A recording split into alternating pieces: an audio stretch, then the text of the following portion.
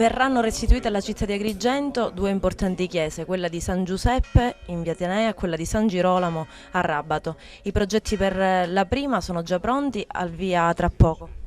Allora, intanto vi devo fare complimenti perché siete sempre acquisite notizie prima, prima che io le sappia e questo vi fa onore.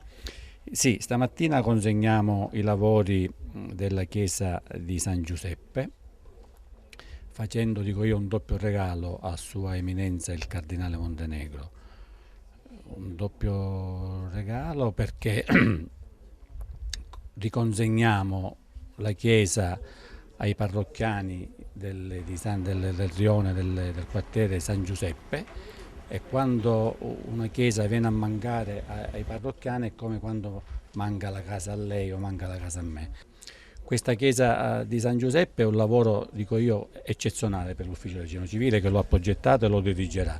Eccezionale perché non capita spesso far fronte a progettazione di chiese, quindi lo abbiamo affrontato con entusiasmo, lo affronteremo con maggiore entusiasmo e sono convinto che l'esperienza che l'impresa Acabi di Messina ha nel settore e la direzione che ho voluto come dire, far seguire all'architetto Burgio, che è un architetto che mette molta passione quando esegue i lavori, ecco, credo che ci sono tutti i contorni perché il progetto vada in porto e vada in porto bene. Qual è il finanziamento e qual è l'ammontare?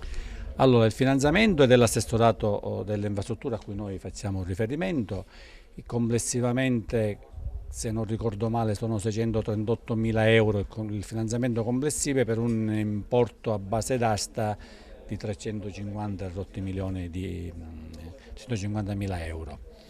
Il ribasso che che l'impresa ha offerto è del 33,35%, credo. Le devo dire che hanno partecipato una marea di imprese e alla fine forse siamo stati fortunati perché l'impresa Acabi, che stamattina è qui presente, è un'impresa che ha eseguito altre opere analoghe a questa, e questo insomma è un conforto per me e per i miei collaboratori. La chiesa sarà riaperta a maggio, verosimilmente.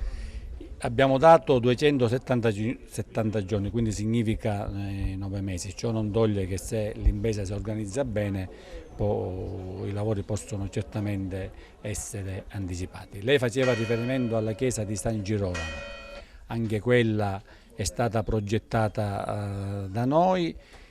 Siamo nella fase in cui credo che proprio stamattina si sono completate tutte le opere, la documentazione propedeutica all'affidamento dei lavori. La trasmetteremo entro le 14 di oggi stesso all'Urega provinciale, che aprirà le buste dell'offerta e ci comunicherà l'offerta la ditta vincente, e quindi anche lì daremo corso immediatamente alla consegna dei lavori.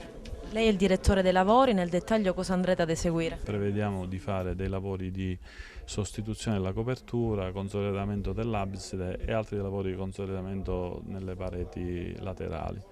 È un intervento abbastanza importante, complessivamente ci sono 270 giorni per l'esecuzione dei lavori, abbiamo un'impresa specializzata in questo tipo di lavori, quindi riteniamo, di portare a termine nel migliore modo questo intervento.